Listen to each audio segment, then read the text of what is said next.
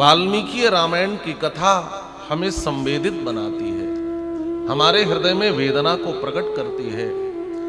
और साहित्यविदों ने वाल्मीकि रामायण का मुख्य रस करुण रस को माना है। एक साहित्यकार ने लिखा है, एको रसः करुण एव निमित्त भेदात्। मूल रस तो करुण रस ही है,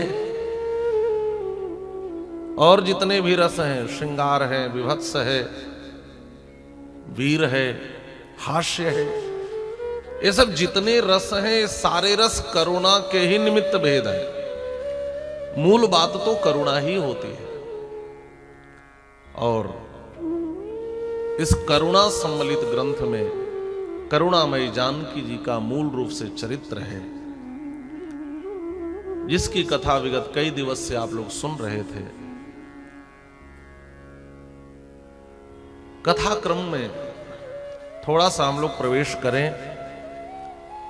गत दिवस आप लोग श्रवण कर रहे थे, भगवान श्री राम 14 वर्ष के लिए वन को गए।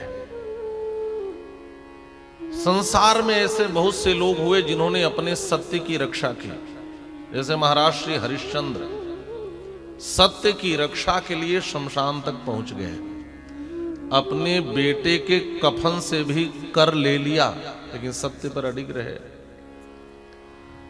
महाराज शिवी की कथा आपने सुनी होगी, महर्षि दधीच की कथा आपने सुनी होगी। संसार में ऐसे बहुत से महत् पुरुष हुए जिन्होंने अपने सत्य की रक्षा की, लेकिन श्री राम का वैशिष्ट्य क्या है? कहा, अपने सत्य की रक्षा भी आसान है, उससे भी महत्वपूर्ण है दूसरे के सत्य की रक्षा करना। और श्री राम का वैशिष्ट्य यह है कि वह अपने पिता महाराज दशरथ के सत्य की रक्षा के लिए 14 वर्ष के लिए वन को गए। दूसरे के सत्य की रक्षा के लिए, दूसरे के सत्य को बचाने के लिए महाराज दशरथ धर्म के बंधन में आबद्ध हो गए थे, कसमकस में थे। यह भी चाहते हैं कि मेरा वचन भी रह जाए, और यह भी चाहते हैं कि श्री राम वन को भी न जाए। दोनों बातें कैसे संभव हो सकती थी? लेकिन भगवान श्री राम ने अपने पिता के वचनों को सत्य करने के लिए 14 वर्ष के लिए वन जाना स्वीकार कर लिया। ये 14 वर्ष का ही वनवास मां कैकेयी ने क्यों मांगा, इस पर भी संतों ने अनेक उत्प्रेक्षाएं की हैं। एक संत कहते हैं, भक्त 14 प्रकार के होते हैं, जिसका परिगणन श्री रामचरितमानस में महर्षि वाल्मीकि ने किया है। भगवान श्री राम के समक्ष राम जी ये 14 स्थान कहां है जहां जहां रहते हैं, जिनके श्रवण समुद्र समाना, या हो ही भर ही निरंतर हो ही न पूरे। तो ये जो 14 प्रकार के भक्त हैं, इन 14 प्रकार के भक्तों को आनंद देने के लिए राम जी 14 वर्ष के लिए वन को गए। एक संत ऐसा मानते हैं। एक संत कहते हैं कि अब रावण की आयु केवल 14 वर्ष है, इसलिए मां कैकेयी ने राम जी के लिए 14 वर्ष का वनवास मांगा। एक विचारक ने लिखा है कि जैसे कलयुग में 12 वर्ष तक कोई अपनी संपत्ति पर अपने अधिकार को प्रकट न करे तो अधिकार खो देता है। द्वापर में यह अवधि 13 वर्ष की थी और त्रेता में 14 वर्ष की थी। यदि 14 वर्ष श्री राम अयोध्या की राज संपत्ति से वंचित रहेंगे तो पुनः इस पर अपना अधिकार प्रकट नहीं कर सकते। इस मान्यता को लेकर के मंथरा ने कहा कि 14 वर्ष का वन मांगो। एक विचारक ने भी लिखा है। एक संत कहते हैं, यह राम जी का 14 वर्ष का जीवन साधारण जीवन नहीं है, यह मानव जीवन का व्याकरण है। भगवान श्री राम ने 11,000 वर्ष तो राज्य किया है केवल इस धरती पर। 10 वर्ष सहस्राणि 10 वर्ष शतानि च रामो राज्य मुपासित्वा ब्रह्मलोकम प्रयास्यति, ऐसा महर्षि वाल्मीकि लिखते हैं। भागवत आदि के अनुसार थोड़ा और ज्यादा वर्ष, इतने 1000 वर्ष राम जी इस धरती पर रहे।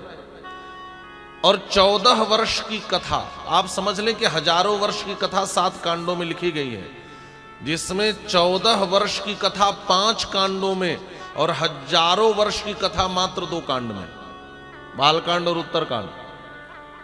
और 14 वर्ष की कथा 5 कांडों में, अयोध्या कांड, अरण्य कांड, किष्किंधा कांड, सुंदर कांड, मानस में लंका कांड नाम है और वाल्मीकि रामायण में युद्ध कांड इसका नाम है। तो 5 कांडों में 14 वर्ष की कथा। इसका मतलब है राम जी का जो मुख्य जीवन है वो 14 वर्ष का ही है। यह 14 वर्ष का जीवन ही मानव जीवन का मुख्य आधार है। आज कोई मानव अपने चरित्र की कसौटी चाहे, मानदंड चाहे, मापदंड चाहे तो क्या है?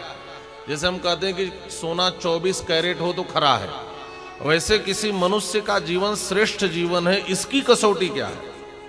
श्री वेदव्यास जी महाराज भागवत के 5वें स्कंद में कहते हैं किम पुरुष वर्ष के वर्णन में, वहां रामचरित्र का वर्णन करते हुए, ओम नमो भगवते उत्तम श्लोकाय आर्य लक्षण शीलव्रताय साधुवाद निकषणाय श्री रामचंद्राय।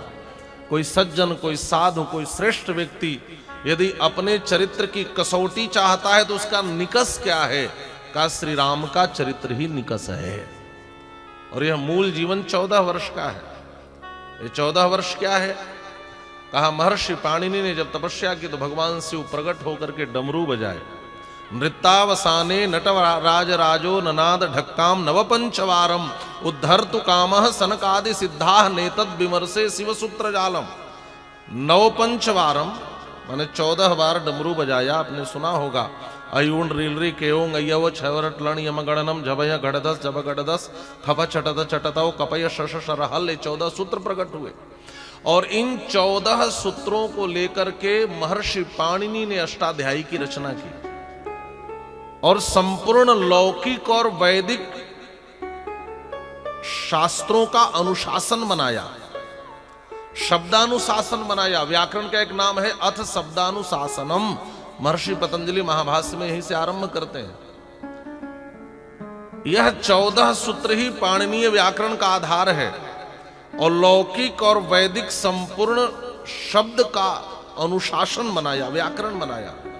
तो मानो जैसे माहेश्वर 14 सूत्र संपूर्ण शब्द शास्त्रों का व्याकरण है, वैसे राम जी का 14 वर्ष का जीवन मानव जीवन का व्याकरण है। यह मानव जीवन का व्याकरण।